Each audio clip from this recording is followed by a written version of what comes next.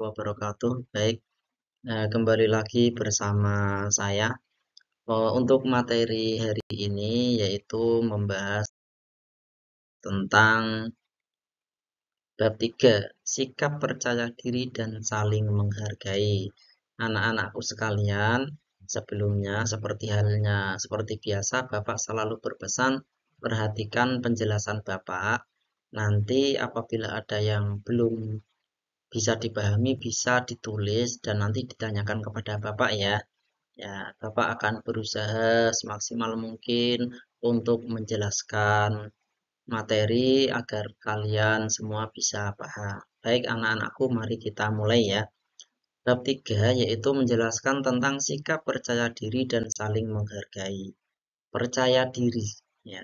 Percaya diri itu adalah percaya pada kemampuan atau kelebihan diri sendiri. Saya pasti bisa. Saya mampu. Ya, saya bisa. Nah, itu artinya dia percaya diri. Nah, percaya diri itu berarti yakin bahwa kita itu mampu mengerjakan sesuatu sesuai dengan kemampuan kita. Nah, percaya diri juga berarti berani. Berani menunjukkan kemampuan diri di depan orang lain. Ketika ditunjuk, ayo, siapa yang bisa maju menjawab pertanyaan ini? Saya, Pak. Saya, Pak. Oh, berarti kalian percaya diri. Kalau kalian kok malah takut, menghindar, ya sembunyi, berarti kalian tidak percaya diri. Nah, percaya diri itu sangat dibutuhkan dalam diri kita, ya. Berani menunjukkan kemampuan diri di depan orang lain. Nah, lawan dari percaya diri adalah rendah diri. Lawannya rendah diri.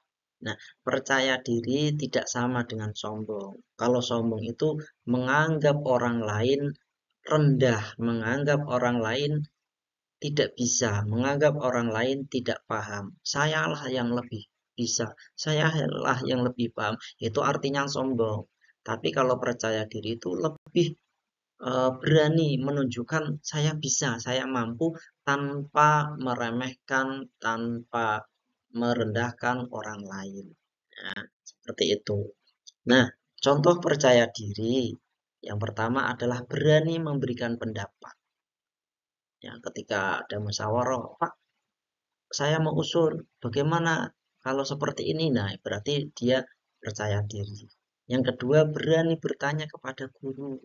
Pak, saya mau tanya, Pak, pada materi tadi, saya kok kurang begitu paham. Nah, atau bertanya tentang sesuatu kepada guru, itu berarti contoh percaya diri. Nah, selanjutnya yaitu tidak mudah menyerah ketika gagal.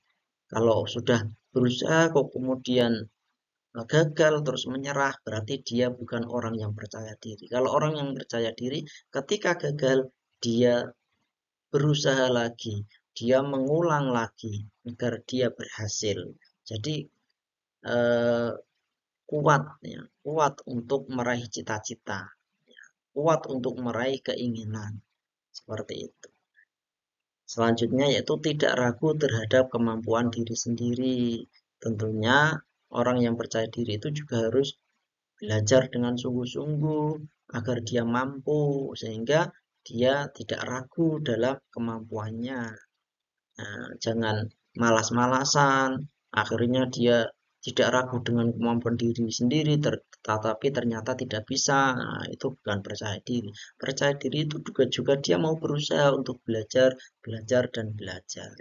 Selanjutnya yaitu orang yang percaya diri itu berani melakukan hal-hal yang baik, ya. Berani ketika itu kok berbuat baik, saya mau, saya berani melakukan. Nah, berarti itu adalah contoh percaya diri. Nah, hikmah percaya diri yang pertama adalah selalu yakin pada kemampuan diri sendiri. Saya pasti bisa. Saya pasti mampu. Itu yakin, tanamkan keyakinan seperti itu dalam diri kita sendiri. Nah, hikmah percaya diri yaitu dia yakin pada kemampuannya, tidak bergantung kepada orang lain karena dia mampu, dia berusaha tanpa meminta atau tanpa menggantungkan kepada orang lain. Ya, yang nomor 3 dapat meningkatkan kemampuan diri orang yang selalu berusaha, maka dia meningkatkan kemampuannya, ya. Semakin pintar, semakin pandai, semakin bisa belajar dari pengalaman-pengalaman sebelumnya. Ya, yang nomor 4 yaitu tidak mudah menyerah pada kesulitan. Memang kalau seseorang belum pernah melakukan sesuatu, maka dia tidak tahu. Tapi kalau setelah dia mengalami, dia berusaha untuk mendalami, ya, akhirnya kesulitan itu terpecahkan. Oh, ternyata seperti ini. Oh, saya jadi paham seperti itu. Sehingga orang yang percaya diri itu tidak mudah menyerah pada kesulitan. Dia selalu berusaha mencari jalan keluar. Dia selalu berusaha mencari solusi. Ya, yang selanjutnya yaitu nomor 5. Nomor 5, tidak ragu atau malu tampil di depan umum karena dia sudah berbekal ilmu, sudah percaya diri, yakin sehingga dia tidak ragu untuk tampil di depan umum. Ya. Nah, yang selanjutnya nomor 6 adalah lebih bersemangat dan termotivasi. Nah, kita lanjutkan. Saling menghargai. Nah, ini saling menghargai itu merupakan sikap terpuji. Kita sebagai manusia tentunya dalam diri kita dengan orang lain itu pasti berbeda. Karena manusia yang majemuk, manusia yang banyak tentunya berbeda-beda. Namun kalau orang bisa menghargai perbedaan itu termasuk sikap yang terpuji. Dalam Islam, saling menghargai itu disebut dengan tasamuh. Ya, saling menghargai berarti menghormati perbedaan antar sesama. Ya, tidak terus harus saya yang menang. Ya, harus saya yang lebih unggul, jangan. Kita hargai, kita hormati orang lain yang berbeda pendapat dengan kita. Lanjut ya. Nah, contoh saling menghargai yaitu menghargai perbedaan pendapat. Kamu memilih A, teman kamu memilih B, ya kita hargai. Ya, saling menghargai seperti itu. Jangan merasa pendapat saya lebih baik, pendapat saya lebih bagus, pendapat saya lebih benar. Tidak. Itu kan menurut kamu, menurut orang lain belum tentu itu yang terbaik. Ya, jadi kita hargai perbedaan pendapat. Yang kedua adalah memperhatikan penjelasan guru. Anak-anakku, kalau Bapak menjelaskan kalian, kalian hargai penjelasan Bapak. Diperhatikan penjelasan Bapak, didengarkan ya.